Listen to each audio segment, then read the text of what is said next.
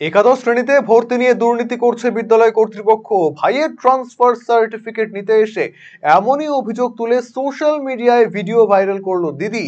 জলপাইগুড়ি শহরের বাসিন্দা অর্পিতা সুমি ঘোষ গতকাল সোনাউল্লাহ বিদ্যালয়ে গিয়ে একটি ফেসবুক লাইভ করে অভিযোগ তুলেছেন তার ভাইয়ের থেকে কম নম্বর পেয়েছে এমন ছাত্রকে দুর্নীতি করে ভর্তি নেওয়া হয়েছে।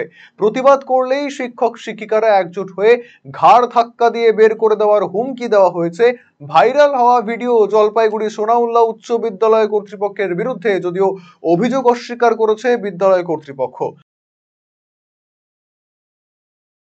না, কারণ লিস্ট ওনারা প্রথম থেকে একটাই টানিয়েছে, এটা ওনারা বলছে।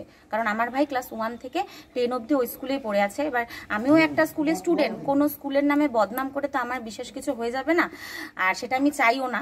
কিন্তু ওনারা বলছেন, কিন্তু ওনারা কিন্তু লিস্ট একটাই টানিয়েছে। যদি লিস্ট আরও টাঙাতো, সেকেন্ড লিস্ট বা থার্ড লিস্ট, সেক্ষেত্রে আমরাও জানতে পারতাম, তাহলে সেক্ষেত্রে আমার ভাইকেও নিশ্চয়ই অন্য স্কুলে নিতাম না। না, ওনারা কিন্তু ওনারা বলছে, ওনারা হয়তো আপনাদেরকে বলছে, কিন্তু ওনারা তো আমাদের সাথে গার্জিয়ান হিসেবে কোনো সেরকম ভাবে কর্পোরেট করেনি। যদি হেড স্যার কর্পোরেট করতো তাহলে তো মানে এত দূর আসতোই না কথাটা। তাহলে ওনারা নিশ্চয়ই টিসি দিয়ে দিত না, কালকে আমাদের হাতে টিসি সার্টিফিকেটটা, সেটা নিশ্চয়ই দিত না। হ্যাঁ, ওনারা যদি পুলিশে এফআইআর দায়ের করতে চায় করুক, আমাদের কোনো ব্যাপার নেই, আমরাও সেরকম ব্যবস্থা নিতে পারি। কারণ ওদের স্কুলে আমার কাছে ফোন ছিল একটা, ওদের স্কুলে সিসিটিভি ক্যামেরা আরও অনেকগুলো। তো ক্যামেরাতেও যদি ভয়েস না ওঠে, ছবিতেও উঠবে, দেখাই যাবে যে কার সাথে কি করা হয়েছে।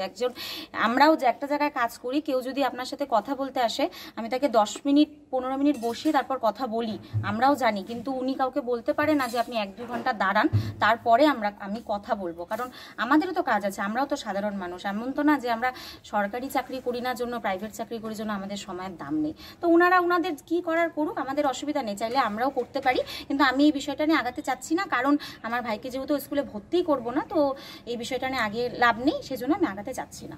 বিদ্যালয়ের প্রধান শিক্ষক এবং বিদ্যালয় পরিচালন কমিটির সভাপতি জানিয়েছেন, ভাইরাল ভিডিওতে মিথ্যা প্রচার করে বিদ্যালয়কে কালিমা লিপ্ত করার চেষ্টা করা হয়েছে, যে কারণে ওই যুবকের বিরুদ্ধে কোতোয়ালি এবং সাইবার থানায় লিখিত অভিযোগ দায়ের করা হয়েছে।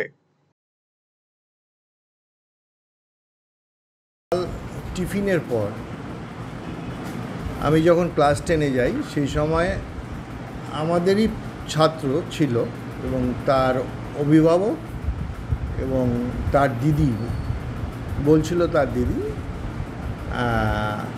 আমার ক্লাসরুমে গিয়ে আমার সাথে তর্ক জুড়ে দেয়।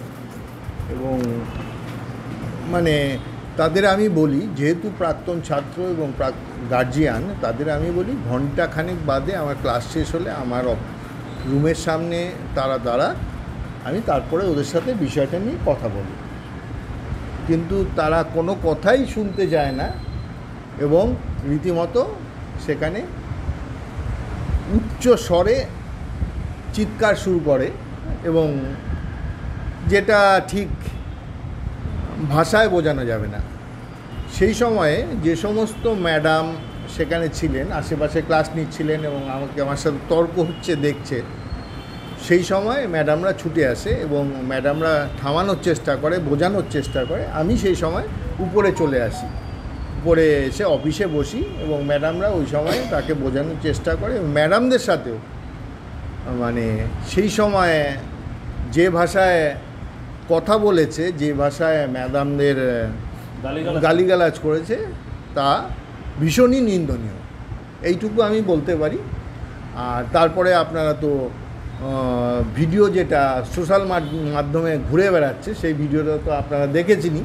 সেখানে কারোর কোনো কথা আপনারা শুনতে পাবেন না, সবাই চুপচাপ, একজনই খালি কথা বলছে, সেটা হচ্ছে সেই মহিলা।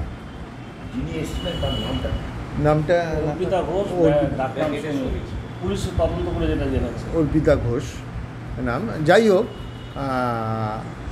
আমাদের এই ভর্তি আমাদের হচ্ছে ফার্স্ট ফেজ এবং সেকেন্ড ফেজে আমরা হচ্ছে লিস্ট টাঙিয়েছি। থার্ড ফেজের ভর্তিটা করি আমরা সাধারণত সিদ্ধান্ত নিয়ে যে আমাদের স্কুলের ছাত্রদের আমরা বিশেষ সুবিধা দিই, যারা ভর্তি হতে পারে না, অন্য কোথাও ভর্তি হতে পারে না, অথবা সমাজের পিছিয়ে পড়া কোনো ছেলে যদি কোথাও ভর্তি না হতে পারে, এবং সরকারি ক্ষেত্রে কোনো ট্রান্সফারেবল কেস যদি আসে, সেই সমস্ত ক্ষেত্রে আমরা বিশেষ সরকারি নিয়ম অনুসারে বিশেষ সুবিধা দিয়ে থাকি।